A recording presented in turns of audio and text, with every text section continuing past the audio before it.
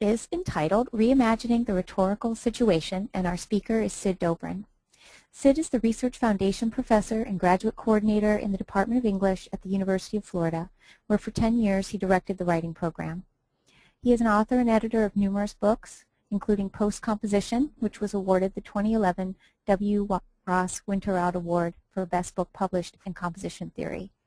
He has several other books scheduled to be published soon, including Writing Situations, a comprehensive first-year rhetoric with Pearson. In this presentation, Sid will address ways in which a more complex, not more complicated, approach to the rhetorical situation can open doors for student writers to better recognize and evaluate the contexts in which they write. Sid will show how such an approach can help students better navigate between increasingly dynamic writing situations in which students find themselves. He will present a situation-based pedagogical approach adaptable for college writing students of varying abilities and backgrounds. Sid, are you ready to take the wheel? You've got me muted. Oh, not anymore. Great. Can you hear me? Thanks, I can. Thank you. Excellent. Thank you so much. Hello, everyone. I have no idea who's out there, but thank you so much for joining us for this online conference. Thanks especially to Amy and to Jean-Pierre for putting this together and for inviting me. I'm going to go ahead and click Show My Screen, and then we'll go ahead and get rolling. So, as Amy said, today I want to talk about how we might reimagine the ways that we teach the rhetorical situation. And I offer this approach because I think we have to acknowledge as writing teachers that the situations in which students now write need to be understood as more complex than we have traditionally depicted them. In saying so, though, I want to be clear that when I say more complex, I don't mean more complicated. This is a clarification that I've adopted from ecologist Eric Berlow's claim that complexity doesn't mean complicated, and that simplicity often lies on the other side of complexity. And yes, I will say up front that much of my thinking about the complexity of the rhetorical situation is influenced by complex ecology and complexity theory, but I won't be talking about those things today. Instead, what I'll be talking about is how we might teach students to think about rhetorical situations, particularly the ones in which they find themselves needing or wanting to participate, as complex moments that they can learn to navigate efficiently and successfully. So let's begin by looking at a familiar representation of the rhetorical situation depicted visually as what we know as the rhetorical triangle. This familiar version of the rhetorical triangle shows us that participation in a given situation is comprised of the interaction between three parts: the speaker or writer, the audience the speaker addresses, and the reason the speaker speaks in conjunction with what the speaker says. These interactions require a medium in which and through which they occur: speech, video, writing, or whatever happens to be. Some representations add the idea of context as a way of showing that these interactions not only need a medium through which to occur, but that they occur within a specific framework that affects all parts of the triangle and the interactions themselves. For a long time, this was the version of the rhetorical triangle that I taught, and in many ways it makes a lot of sense. But when working with students ranging from first-year students to graduate students, I always felt like this was an oversimplification of a much more complex event, and that my students weren't really getting a fair picture of how these interactions really took place. So a few years ago, I went back to Lloyd Bitzer's 1968 essay, The Rhetorical Situation, to look at the other parts that Bitzer had theorized beyond the basic triangle model.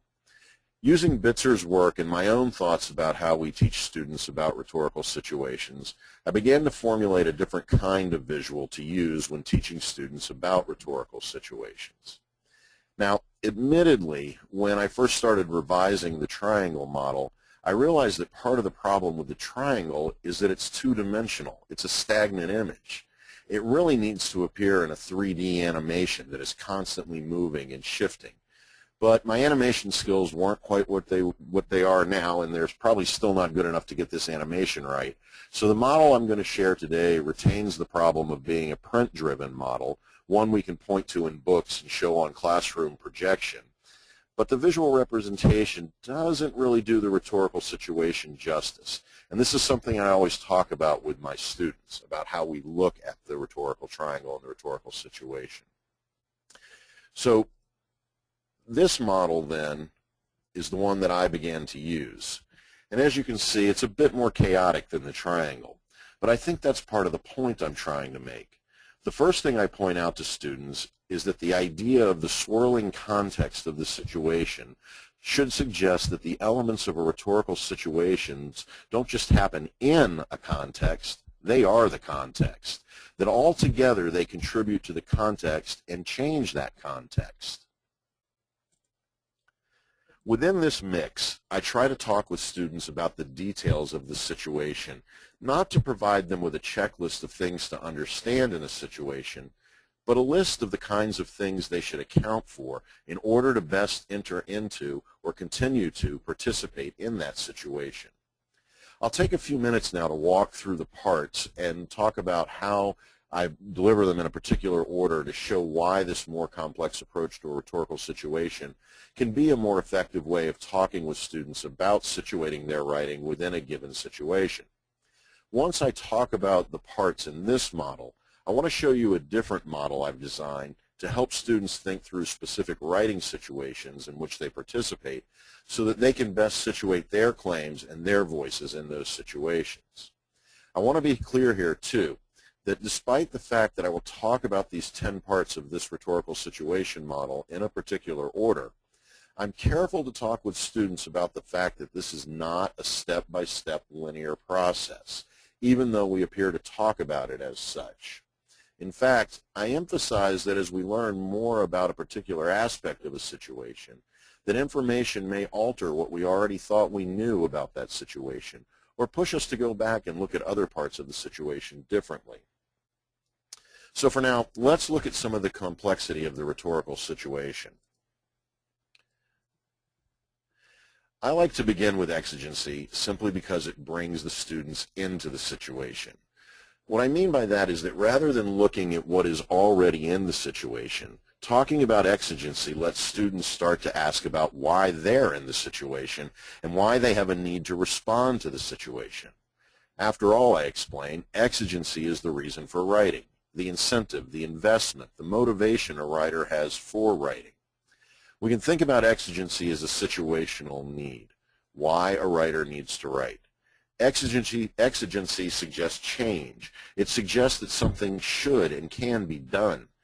Exigency influences purpose. The reason you respond to a situation is reflected in the purpose of your response to the situation. Now, our attachment to the simplified rhetorical triangle might push us to turn the role of speakers or writers in the situation or to the familiar idea of audience or audience analysis. But I found that in terms of really understanding the situation, students invest a bit more in understanding the situation if I save those parts of the situational analysis until later in the discussion. Next then, after exigency, rather than jumping into audience or purpose, I usually talk about this idea of players.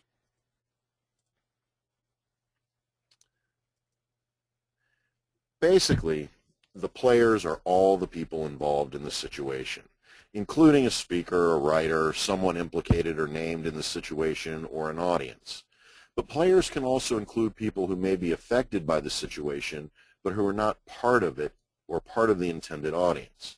For example, I may talk with students about a legislator who writes a proposed trade law that affects a group of people outside his or her legislative jurisdiction. Sorry, my email is popping up. I meant to close that. Sorry.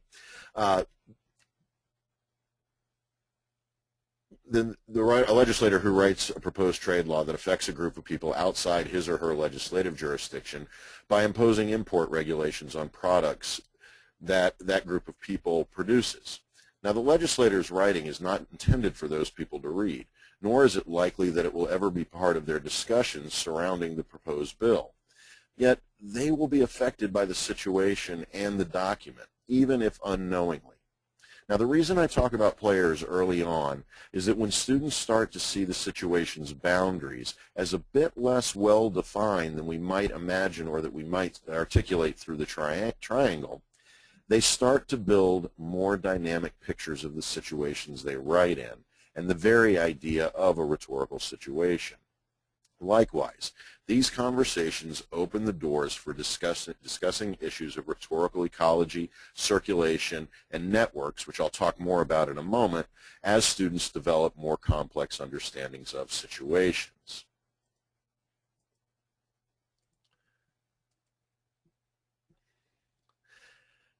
Because students start to see the situations as having more participants than writers and audience, I then ask them to consider what the relationships are between different people in the situation and the relationships between other various elements of the situation that we have yet to discuss. Relations can refer to any relation of the situation, including relations between individuals, between speakers and audience, between writers and readers, between players and policies, between players and power, between degrees of power of different players, between writers and places, and even between power and external elements like culture, industry, or government. Even in what might seem to be the most mundane situation, relations, power, and politics drive the situation. Understanding the dynamics of the situation's relations is crucial to understanding the situation, how to position oneself in the situation, and how to effectively respond to it. Once students begin to question the boundaries of a situation and start looking at the relationships within that situation and the possibilities of relations that fall outside of the immediate situation, I talk with students about how a situation also maintains particular limits, how it maintains particular constraints. I don't want that to go through all of that every time. My apologies, everyone. Constraints. Constraints restrict to what decisions can be made and what actions can be taken. Constraints may include beliefs, traditions, interests, motives, ideas, attitudes, and facts about either the situation or the kind of the situation. Every time one enters into a situation, she brings her own set of constraints to that situation. For instance, her own principles about what she is and isn't willing to do. And she must adjust the constraints imposed by the situation. For example, an instructor may impose constraints regarding what topics a student can write and cannot write about for a class assignment. And the culture of college itself may impose constraints regarding what is and isn't appropriate to write about. Constraints may also be material, like the space in which a writer can respond. Twitter, for instance, limits tweets to 140 characters, and Facebook limits status updates to 420 characters, creating a constraint that affects how a writer conveys information. Understanding under what constraints one must write, philosophically, ethically, politically, or even materially, will help writers better understand the situation in which they participate and the options they have for participating.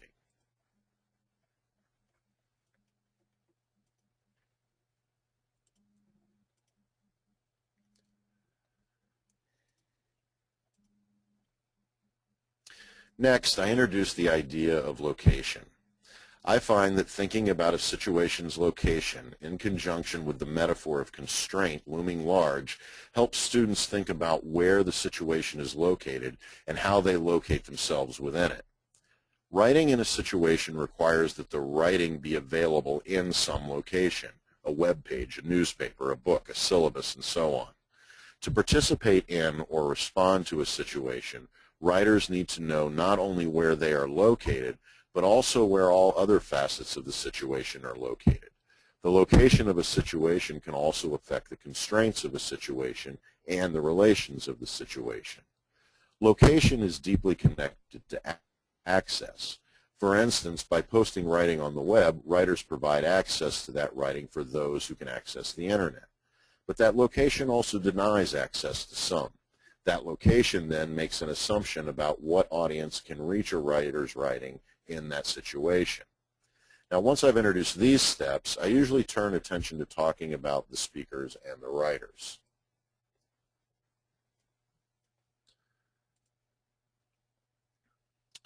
Most often, writers write because someone else has said, written, or done something that compels one to write, because a situation has arisen.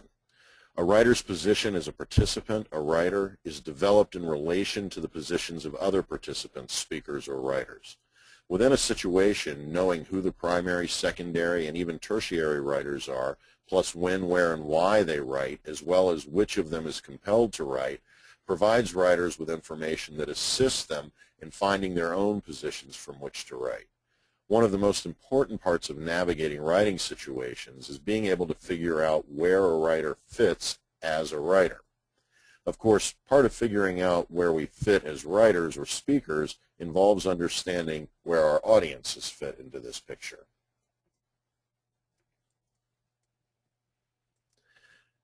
Once writers know who the writers and speakers are in a situation, they need to understand who their audiences are.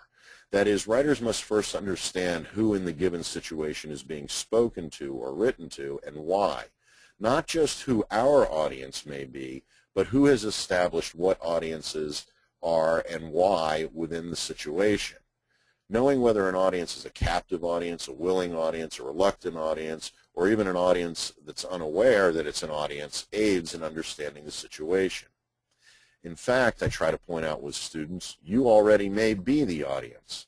Once writers understand the audience of the situation, they can then begin to analyze and understand who their audience is going to be and how that audience is attached to the situation. So a quick example here that I like to use with my classes. When Nelson Mandela delivered his now famous speech, "An Ideal for Which I Am Prepared to Die," right before his trial for sabotage in 1964, the audience in front of him was primarily an Afrikaans-speaking audience. Yet he delivered his speech in English. This was because the audience he was really addressing was the leadership of the Western English-speaking world. His awareness of this audience helped him make the critical decision about the speech, including choices of genre, medium, and method.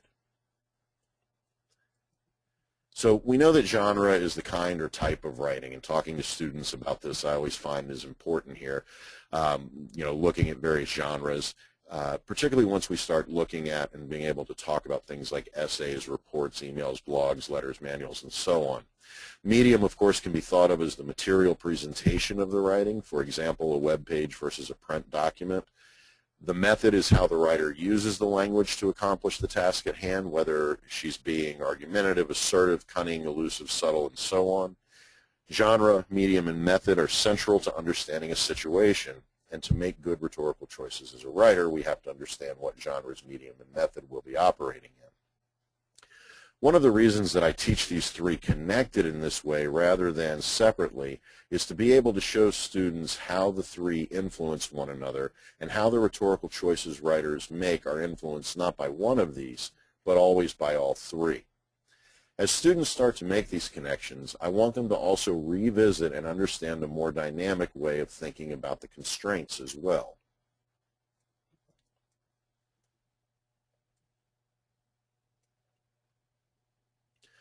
All of these elements of any rhetorical situation are bound by conditions of the situation beyond just the constraints. These conditions are the politics of the situation, what can and can't be said or done, and power mechanisms such as race, class, culture, gender, or religion. Although we may not always be able to see or understand all of the institutional or power mechanisms that affect a situation, it is important to consider as many of them as possible. If the point of entering a writing situation is to bring about some form of change and to make some form of expression, then the writer must always recognize that doing so is an act of power. Convincing someone of something, for example, or explaining something or describing something or any other possible response to a situation, including not participating in the situation, is an act of power. As the last part of my instruction, I ask students to think about the timing of the situation, about the kairos. Every rhetorical situation is affected by timing. The point when something is said and written affects the situation and is affected by when other things have been said and written. Rhetoricians refer to the timing of a rhetorical situation as kairos, which literally means the opportune occasion for speech.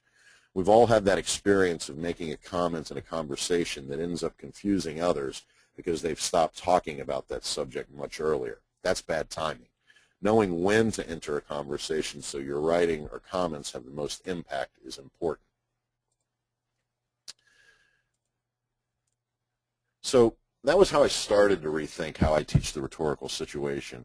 And ultimately what this model works toward is a more ecological understanding of rhetorical situations, a concept I've embraced both because of its more complex understanding of rhetorical situations, but also because of the acknowledgement that rhetorical situations don't exist separate from connections with other situations. Sorry, my Prezi has escaped me. To recap, this is my summary visual.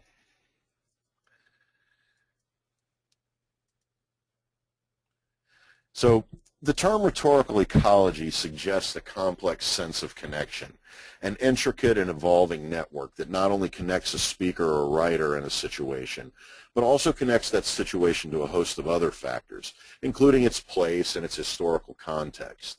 In this way, then, a writer or speaker enters into a situation already connected with countless other situations that then affect how that writer engages the new situation. Writers engage those networks through a series of encounters. These encounters are becoming more complex as the current state of digital technologies encourage rapid mass distribution and circulation of writing.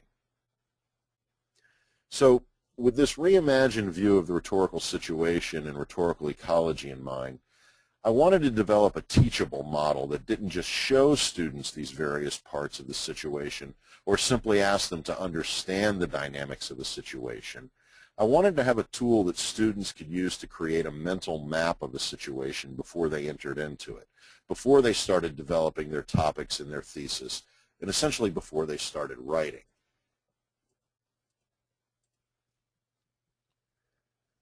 That is, I wanted students to map the situations they would enter so that they could tailor their rhetorical choices explicitly to that situation. When I teach this version of understanding situations, I walk students through a questioning process. I ask students to begin mapping their situation by asking a series of questions about their purpose. What is the reason I need to write in this situation? What is my incentive, my motivation? What is it about this situation that compels me to write or participate?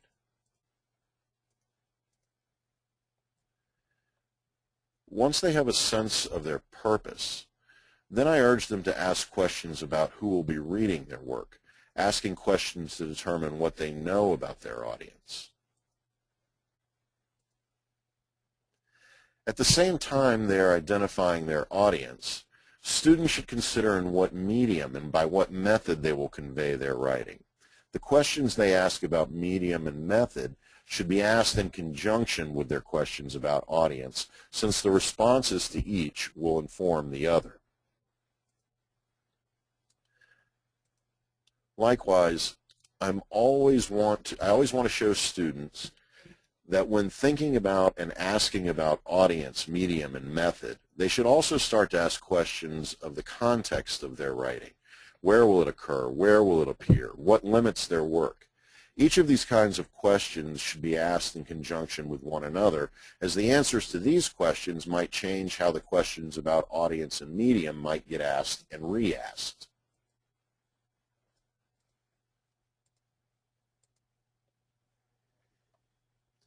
Next, I ask students to start thinking about who else is already participating in the situation and what the various relations are in the situation.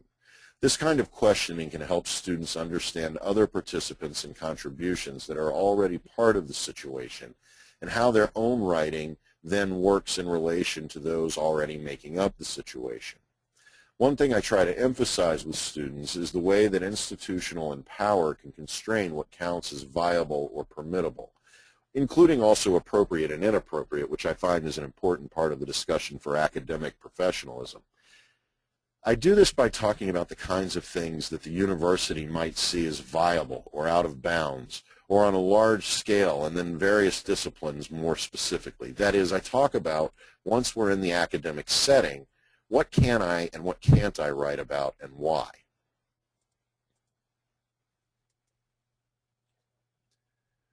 Moving toward the horizon of this graphic, I ask students questions about networks and ecology. These questions ask students to think about how their writing will circulate and participate with other voices in the situation.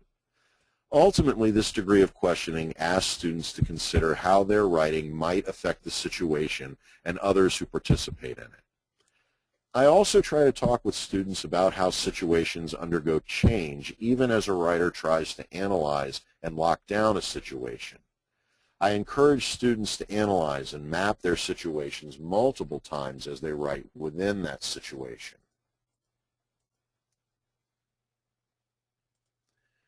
So this approach adapts my ideas about the more dynamic rhetorical situation and provides students with a way of thinking about and then mapping the situations in which they write.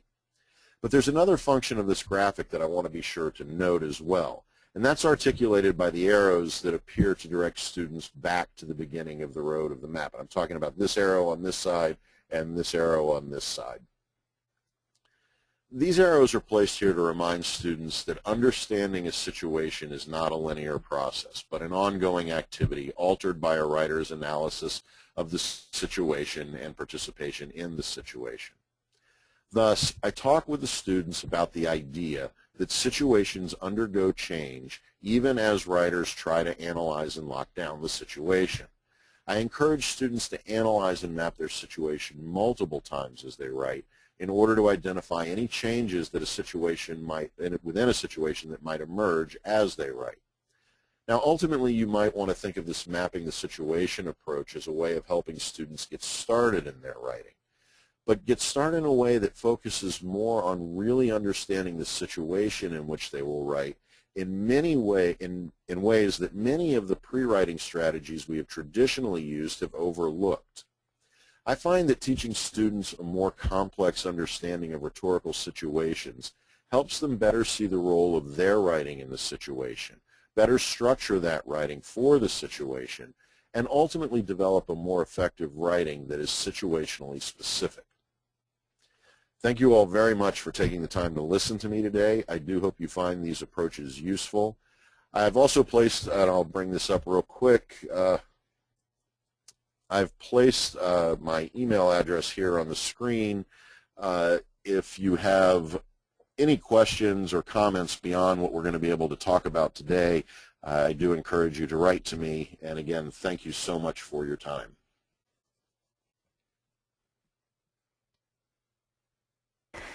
Thank you, Sid. There are some questions about where the challenges are mostly located in approaching the rhetorical situation this way, and I personally am thinking about the relational piece and whether you run into resistance in getting students to think through some of those kinds of questions under relations. Yeah, absolutely, and I think you're right in pointing out that the two toughest parts of that process are both relations and then also institution and power. Mm-hmm. And I think that the primary problem I face with that is the resistance to the idea that we have to take the time to analyze and think about who else is involved in this, but then also the acknowledgement that somebody else has power when I speak. And so that's part of having to get past that inability of a student to articulate that how they think about things and why they think about things are influenced by other structures. Mm-hmm. And so I spend a lot of time actually talking about relations and talking about power and institutional structure, beginning with some very basic ideas and asking students things like, why is it that we have to write essays in first-year writing, and how the essay came to be, and how the relationship between what my students sitting in Gainesville, Florida have to write in a first-year writing class are directly related to what students sitting in a first-year writing class, at another institution somewhere else in the country, based on the relationships between teachers and learning and information, and the fact that there is a discipline that has institutional structure, and the fact that those institutional structures are tied to things like power structures of grading. And so I start to show them that there are actually networks and webs here that they have to be aware of, and that when they sit down in a first-year writing class, that the people who are constructing that writing class aren't doing so absent of a relationship to the rest of the discipline, the rest of the university, the rest of the world.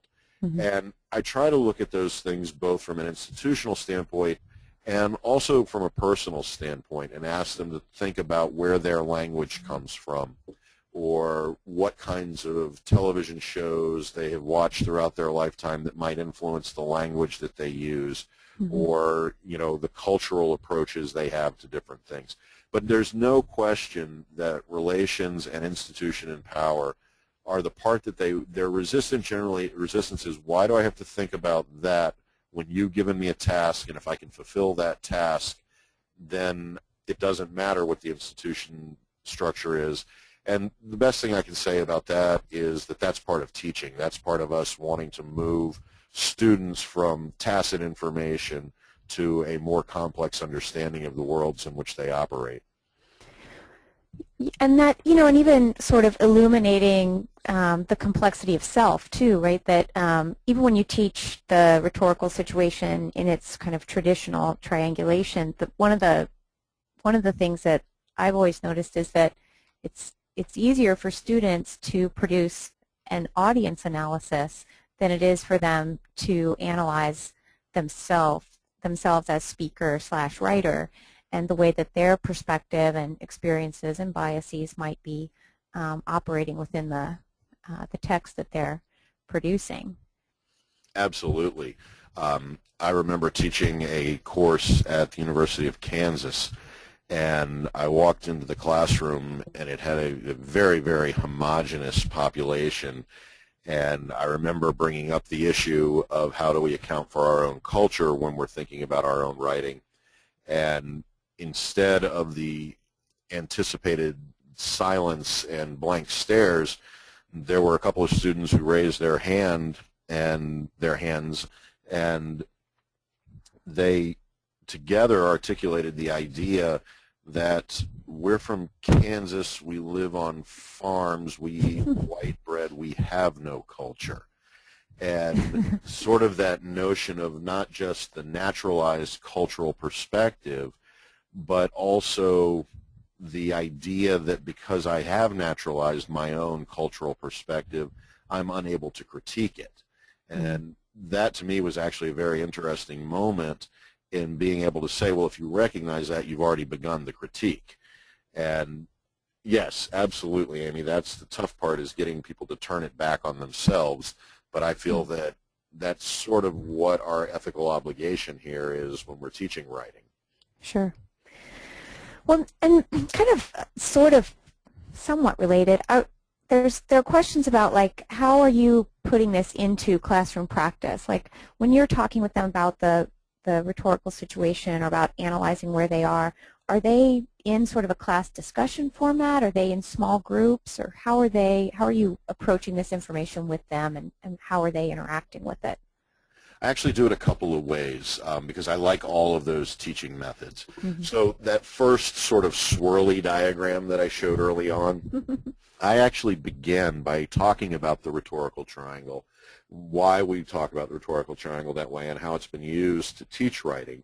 And then as a class discussion, we move into that swirly, chaotic visual, and we actually talk about the chaos of what it means to take up writing in a situation, and why all these different parts that I've reductively labeled with these 10 labels are useful to somebody writing in that position. And I try really hard to use examples in that discussion about very mundane, common, frequent kinds of events, like the one I mentioned earlier about entering into a conversation and saying something and everybody's staring at you with that awkward, why are you talking about that? We talked about that 10 minutes ago.